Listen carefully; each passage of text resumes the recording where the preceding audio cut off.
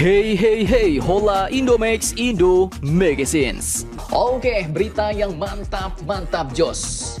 Kini datang lagi dari komoditas mantap andalan Indonesia, yaitu kelapa sawit, bos.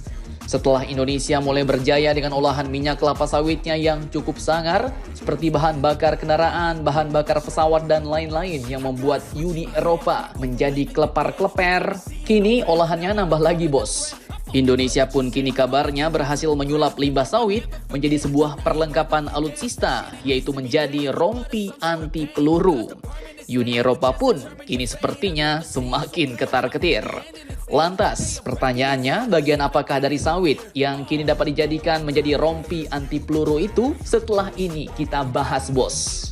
Kemudian berita kedua yang tak kalah mantap datang lagi dari negara asing asal benua Afrika yang kali ini lagi-lagi membeli produk pertahanan Indonesia.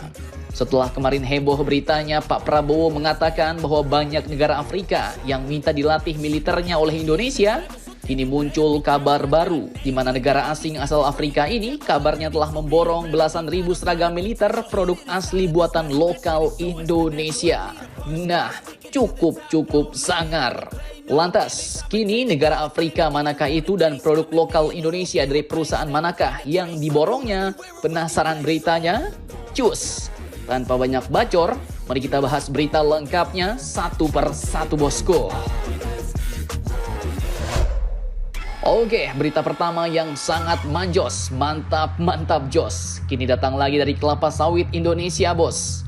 Walaupun komoditas andalan kita ini dijegal habis-habisan oleh Uni Eropa dengan berbagai macam alasan, seperti yang pertama dulu dengan alasan kesehatan, kemudian alasan hak asasi manusia, dan kini lanjut lagi dengan alasan merusak alam dan pembabatan hutan alias deforestasi, namun ternyata negara kita Indonesia pun tak mundur begitu saja, bos. Negara kita tak menyerah. Produk-produk yang dikembangkan dari kelapa sawit ini pun akhirnya muncul lagi sampai di luar bayangan orang pada zaman dulu. Dan bukan kaleng-kaleng, Indonesia pun kini sudah berhasil mengubah minyak sawit menjadi bahan bakar kendaraan bermotor, bahkan bahan bakar pesawat terbang yang telah berhasil diuji coba dengan pesawat CN235 Testbed Indonesia. Dan kini lanjut lagi, bos. Indonesia pun ternyata telah berhasil menyulap alias mengubah limbah kelapa sawit menjadi rompi anti peluru. Nah, cukup sangar nih, bos. Bayangkan, bukan sawitnya yang digunakan, tetapi bahkan limbah kelapa sawit, bos. Nah, admin kutip dari Detik Finance, Direktur Utama Badan Pengelola Dana Perkebunan Kelapa Sawit atau BPDPKS, yaitu Bapak Edi Abdurrahman pun mengatakan bahwa pihaknya telah menggelontorkan dana sebesar 519 miliar rupiah untuk mendanai sebanyak 293 penelitian, bos. Menurutnya, BPDPKS telah menerapkan syarat bahwa pelaksanaan penelitian harus bisa lanjut ke tahap komersialisasi. Dan beliau pun menyebut bahwa salah satu turunan dari kelapa sawit berhasil menciptakan produk helm. Bahkan bahan dari kelapa sawit ini pun juga bisa digunakan untuk membuat rompi anti peluru, bos. Nah, mantap jos. Lantas, dari bagian sawit manakah rompi anti peluru itu dibuat? Lanjutkan lagi videonya sampai habis, bosku. Oke, masih dari sumber yang sama. Terungkaplah bahwa rompi anti peluru ini pun dikembangkan dari bahan serat tandan kosong kelapa sawit atau biasa yang kita sebut dengan nama tangkos, bos. Jadi, tandan kosong kelapa sawit atau tangkos ini pun asalnya memang dari buah kelapa sawit sendiri, bos.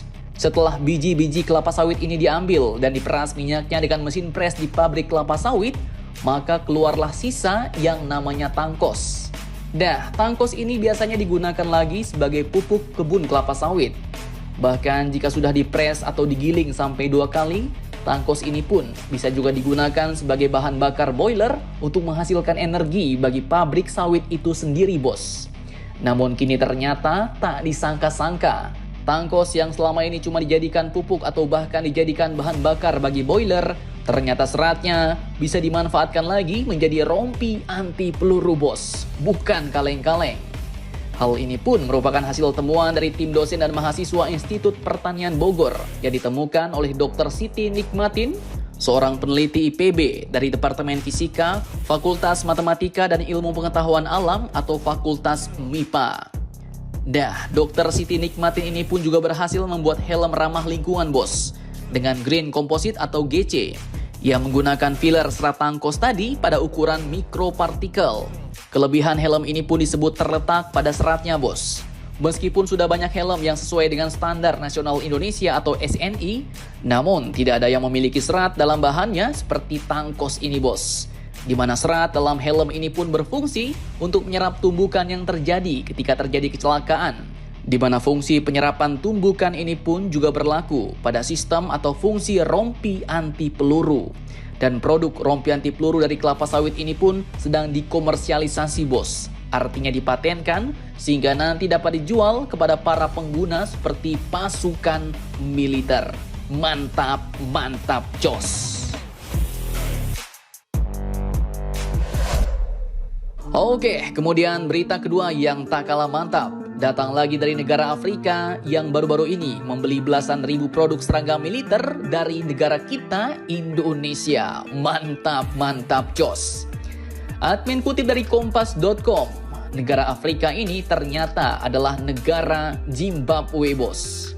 Pasukan militer Zimbabwe alias Zimbabwe Defense Force atau ZDF dikabarkan telah membeli perlengkapan militer dari salah satu penyedia perlengkapan taktis di Indonesia, yaitu PT Molai Satria Indonesia.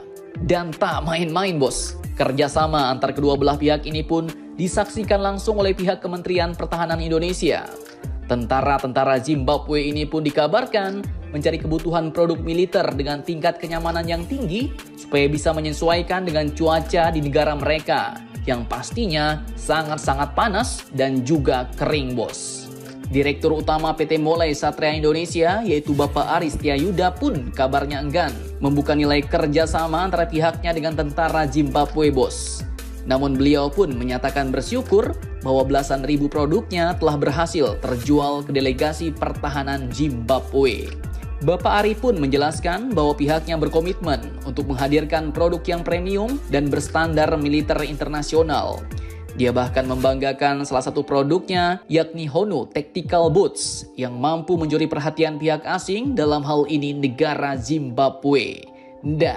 Mantap, mantap, jos nih, bos. Dan sepertinya hal ini pun juga merupakan salah satu faktor mengapa negara-negara Afrika banyak yang minta dilatih tentaranya oleh Indonesia, bos. Artinya ada timbal balik kerjasama. Mereka mau membeli banyak alutsista kita, sedangkan kita memberikan mereka pelatihan tentara yang bukan kaleng-kaleng dari TNI.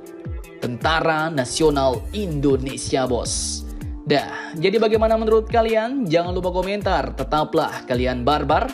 Dan jangan santuy terus, demi Indonesia maju, salam Indomax, Indo Magazines.